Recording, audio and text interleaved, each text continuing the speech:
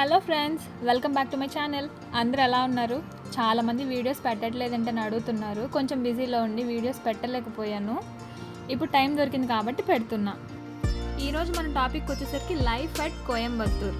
ఈ వీడియో అయ్యేసరికి ఒకటి అంటారు, ఏంటి ఇంత ఉందా కోయంబత్తూర్లో అని మీకే అనిపిస్తుంది. ఈ వీడియో చేయడానికి మెయిన్ రీజన్ ఏంటంటే అందరు కోయంబత్తూర్లో ఎలా ఉంటుంది, జాబ్ లైఫ్, పీజీ లైఫ్ ఎలా ఉంటుందని చాలా కామెంట్స్ పెడుతున్నారు. సో వాళ్ళ కోసం ఈ వీడియో చేస్తున్నా. అసలు ఈ కోయంబత్తూర్ తమిళనాడు స్టేట్లో ఉంది. కోయంబత్తూర్ నుంచి 1 hour 1.5 hours జర్నీ చేస్తే ఖచ్చితంగా కేరళ వస్తుంది. మనం చూసే తమిళనాడు డిఫరెంట్గా ఉంటుంది అండ్ ఈ కోయంబత్తూర్ డిఫరెంట్గా ఉంటుంది. లైక్ ఇప్పుడు మన ఆంధ్రాలో కొన్ని ప్లేసెస్లో యాక్సెంట్ ఎలా డిఫరెంట్గా ఉంటుందో సేమ్ ఇక్కడ కోయంబత్తూర్ యాక్సెంట్ డిఫరెంట్గా ఉంటుంది. చెన్నైలో ఉండే యాక్సెంట్ డిఫరెంట్గా ఉంటుంది. కోయంబత్తూర్ అందాలకి ఎవరైనా సరే ఫిదా అవ్వాల్సిందే, ఎందుకంటే అక్కడ నేచర్ అలా ఉంటుంది. నేచర్ లవర్స్కి ఖచ్చితంగా కోయంబత్తూర్ చాలా చాలా ఇంట్రెస్టింగ్గా ఉంటుంది. కోయంబత్తూర్లో వెదర్ చాలా బాగుంటుంది. ఏసీ అవసరం అసలు రాదు. పొల్యూషన్ అసలే ఉండదు. గ్రీనరీ ఎక్కువ. నేచర్ లవర్స్కి ఖచ్చితంగా కోయంబత్తూర్ చాలా చాలా బాగా నచ్చింది. బట్ ఫుడ్ లవర్స్ మాత్రం కొంచెం ఇబ్బంది పడాలి. చెప్తా కదా, కొంచెం కేరళ బార్డర్, తమిళ్ బార్డర్ అని, కాబట్టి మిక్స్ ఫుడ్ అనేది ఉంటుంది. నేను ఇక్కడ ఒకసారి బిర్యానీ ఆర్డర్ చేయించి తిన్నాను. అస్సలు బాగాలేదు. సరే కదా అని చెప్పి డైరెక్ట్గా వేరే ప్లేస్కి వెళ్ళి అక్కడ రెస్టారెంట్లో అక్కడ బిర్యానీ కూడా తిన్నాను. అక్కడ కూడా నాకైతే ఏం నచ్చలేదు. అంటే మనం స్పైసీగా మసాలా వేసి అన్ని ఇంగ్రీడియంట్స్ వేసి చేస్తాం, బట్ వీళ్ళు స్పైసీగా చేయరు అండ్ తీయగా ఉంది ఏంటో మరి. ఇక్కడ అన్ని ఫుడ్ ఐటమ్స్లో సోంపు వేస్తారు, అదే స్పెషాలిటీ. సోంపు ఎందుకు వేస్తున్నారని అంటే డైజెషన్ ఇంకేవేవో యూజెస్ ఉన్నాయని చెప్పారు. అయ్యేంటో మీరు కూడా చూసేయండి.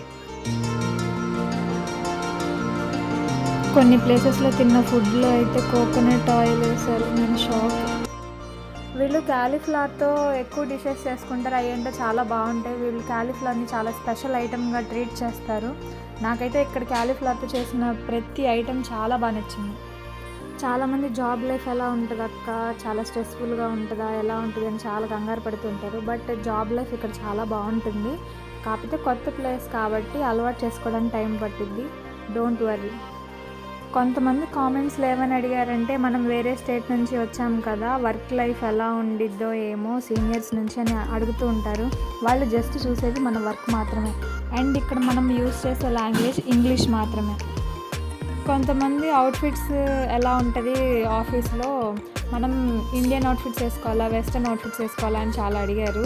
అది కంపెనీ వాళ్ళు కొన్ని రూల్స్ పెట్టారు. సో దాన్ని బట్టి మనం వేసుకుంటే సరిపోయింది. దాని గురించి పెద్ద ఎక్కువ స్ట్రెస్ తీసుకోవాల్సిన అవసరం లేదు.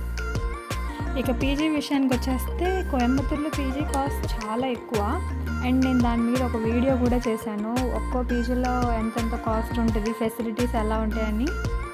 జనరల్గా పీజీ అవైనా ఆఫీసెస్ దగ్గర తీసుకుంటారు అండ్ ఆఫీసెస్ దగ్గర చూస్తే మనం డైలీ తినే స్నాక్స్ కానీ లైక్ ఏదైనా పానీపూరి, ఫ్రూట్స్ ఇవన్నీ కూడా అక్కడ చాలా కాస్ట్ ఎక్కువ చెప్తారు. అండ్ ఫస్ట్ మెయిన్ థింగ్ ఏంటంటే అసలు అక్కడ దొరకవు. ఇక ఈ ర్యాపిడో వాళ్ళైతే టిప్పు లేనిది ఒక్క రైడ్ కూడా ఇవ్వరనమాట.